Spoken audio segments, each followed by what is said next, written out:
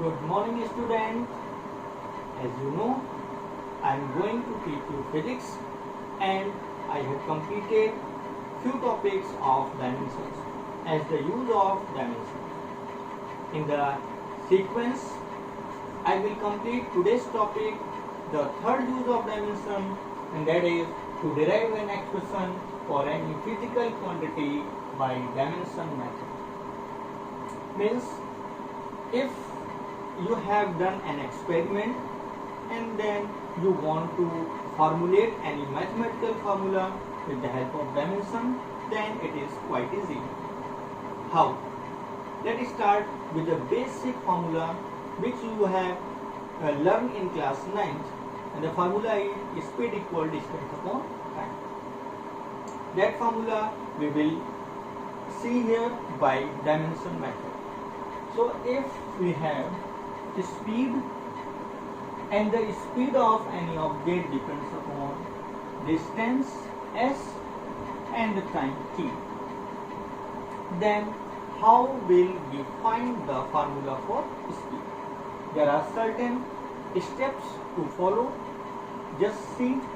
Firstly, we have to write the power like a, b, c, whatever, or x, y, z, or p, q, r. We have to find the dimensional formula for speed. So that's why speed is one side and the remaining quantities are on the other side. And the remaining quantities have power a, b, c, whatever. Next step is in place of proportionality sign, you have to write a constant, and this will be your first equation. This is a standard procedure you have to follow for derivation of any physical formula. Next step, you have to write the dimensions for both sides. The dimension of speed, you know, that is Lt minus 1. Remember that constant is always a unitless quantity, so it will be dimensionless, and s, that is the distance, so dimension will be L, so L to the power A, and t is time, so dimension will be t power b. Now equate, so A will be 1, because here L to the power 1, here L to the power A, so A equal 1, and here t to the power b, here t to the power minus 1, so we can write that b equal minus 1. Now put the value of A and B in equation 1, so we have b equal k s to the power 1 t to the power minus 1, or b equal k s upon t. It means speed equal distance upon time. By practical, we can say that the value of this constant is 1 and we have speed equal distance upon time as a final result. Now we will discuss the next question, which depends on the same steps. And the question is, let's suppose you have to find out the time period of a simple pendulum. So time period of simple pendulum, it depends upon the effective length of the pendulum and acceleration due to gravity. What is the simple pendulum? Simple pendulum is basically when we take a thread and tie a rigid ball with it, and it moves or oscillates like this way. So this is your simple pendulum. So the time period means the time taken to complete one oscillation. So time period depends upon the effective length. Effective length means the length from the rigid end to the center of the ball, and g is the acceleration due to gravity. So time period depends upon L and g, and we have to find the formula for time period. So the same steps we have to follow. So t proportional L to the power a, g to the power b. So t equal a, L to the power a, g to the power b. Now we have to write this is equation 1, and we have to write the dimension for both sides. So this is time period. Time period is nothing but time, so it will be t.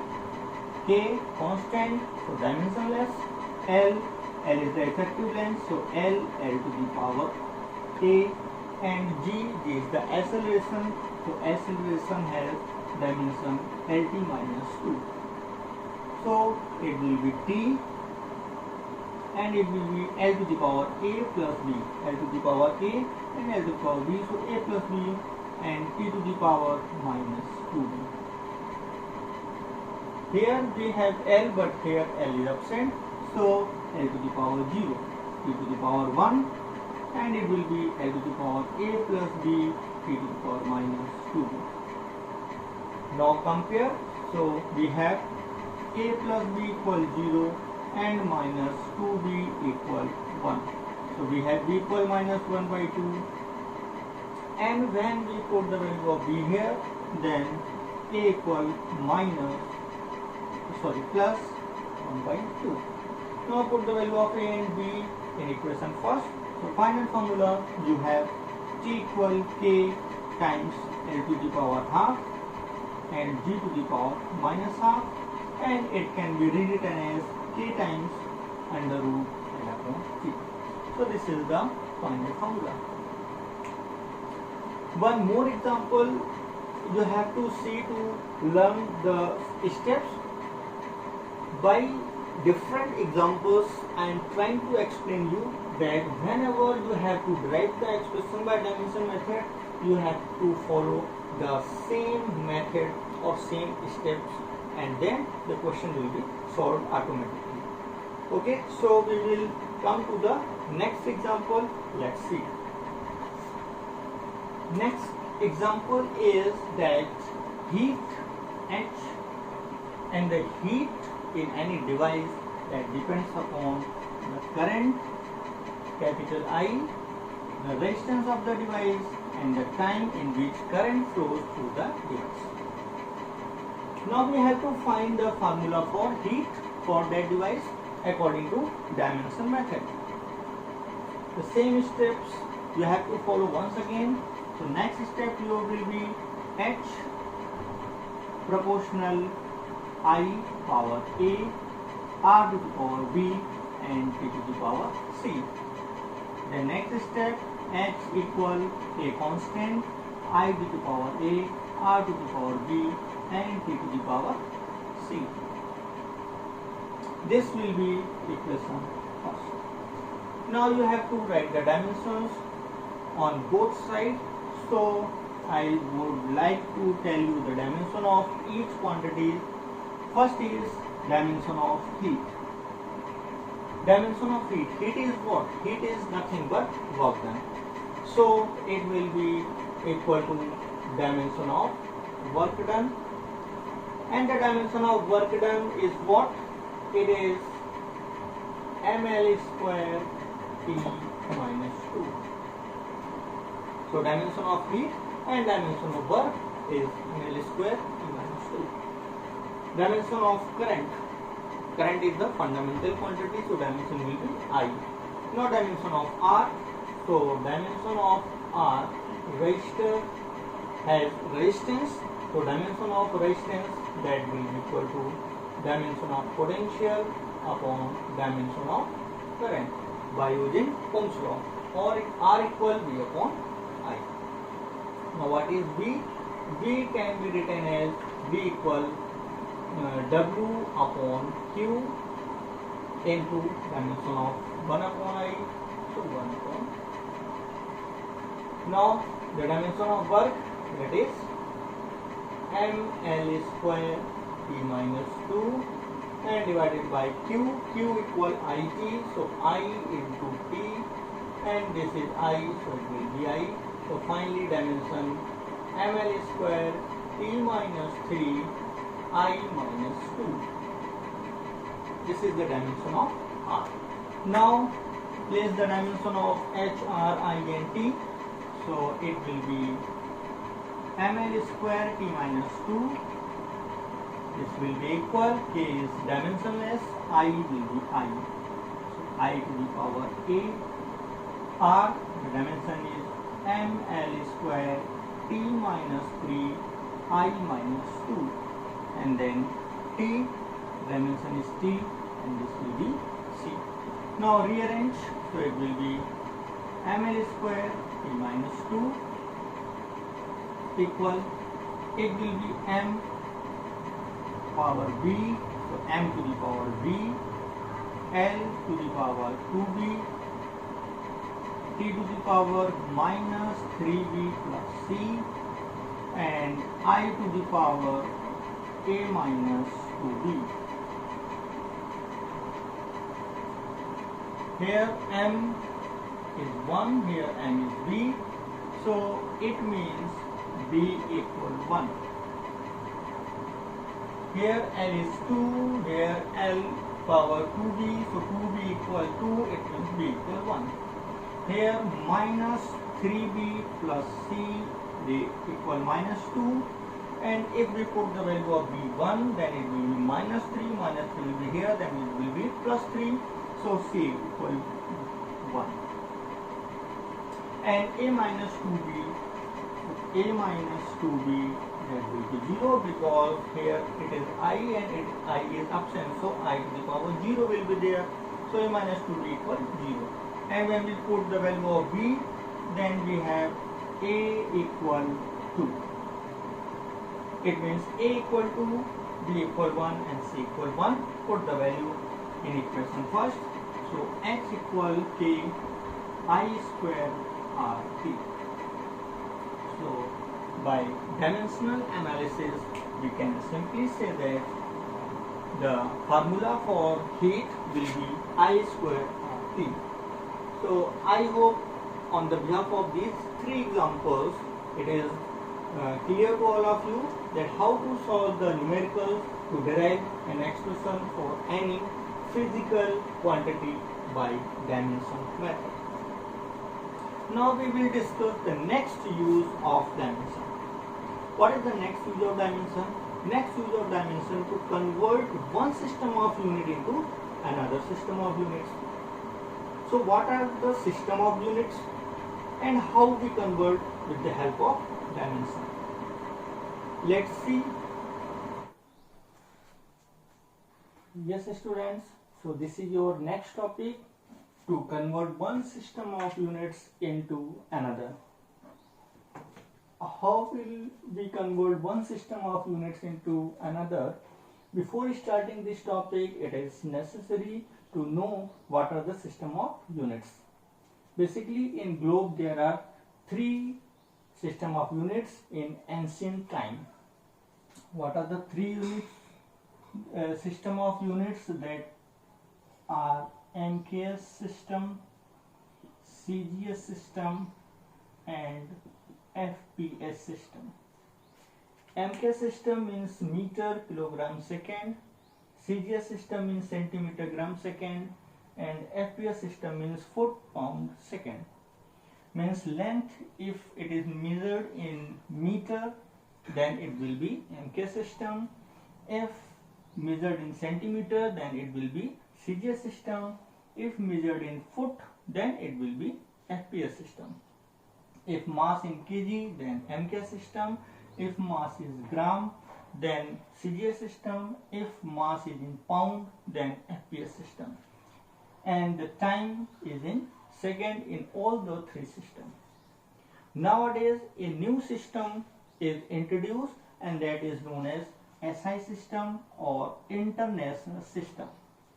In this system, we have M, K, S, theta, CD and A. Means length will be measured in meter, mass will be measured in kilogram, time will be measured in second, and angle or temperature, will be in theta, luminous intensity will be in candela, and the current will be in ampere.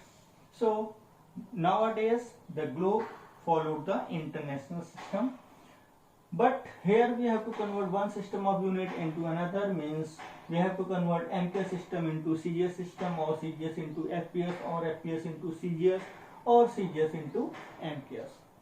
So how will we convert one system of unit into another. For this we have principle of homogeneity. Principle of homogeneity. What is the principle of homogeneity? It says that Nu equal constant. N is the number and U is the unit. For example, if it is given that 2 kg meter second inverse 2, this is kilogram meter second, it means NK system, and it will be how many gram centimeter second inverse 2. This is the question. So how will we convert? It is the number and it is the unit. So we have N1 U1 equal N2 U2. We have to find the value of N2. So N2 can be written as N1 U1 upon U2. Now put the value is 2, and this is kg meter second minus 2 divided by gram centimeter second minus 2. So second minus 2 cancelled out, and we can directly write down as N2 equal to kg means 1000 gram and meter means 100 centimeter divided by gram centimeter. Centimeter, gram and gram cancelled out. So N2 will be 2 into 10 to the power 5. It means in place of question mark we have a number, and number is 2 into 10 to the power 5. It means 2 kg meter second inverse 2 will be equal to 2 into 10 to the power 5 gram centimeter second inverse 2. This is also called Newton. It means it is may be asked to you that 2 Newton equals how many dyne. This is also known as dyne. Dyne is the CGS unit of force and Newton is the MKS unit of force. So either it is written as Newton dyne or written as kilogram meter second inverse 2 and gram centimeter second inverse 2, both are same.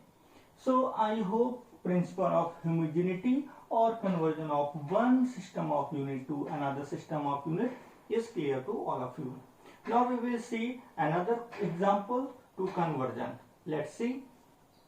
Let's suppose you have to convert 5 kg square meter square second minus 2 equal how many gram square centimeter square second minus 2. The same concept here we will follow, that this is N1, this is U1 equal N2 we have to find, and U2 is given. So N2 will be equal to N1 times U1 upon U2. Now place the value, and the value is N1 5 kg upon G whole square meter upon centimeter whole square second upon second minus 2. So it will be cancelled out, and you can simply write as 5 kg means 1000 gram divided by gram whole square. Meter it means 100 centimeter divided by centimeter whole square. So it can be easily written as 5 into, this is 10 to the power 3 and whole square, so 10 to the power 6, and it is 10 to the power 2 whole square, so 10 to the power 4. So 5 into 10 to the power 6 plus 2, 8 plus 2, 10 and 6. So your answer is 5 into 10 to the power 10. So this is the Another example, conversion of one unit to another. So this is the last of your dimension, and I hope dimension chapter is now clear to all of you. Now what you have to do, you have to go through your book, whatever book you have, just try to solve the numericals based on dimensional analysis. Try to derive the expression as well as the units as well as the dimensions of the different physical quantities. Try to note it down on your fair notebook. The number of questions you will solve, you will be more clear in your concept. Thanks for watching once again. Thank you.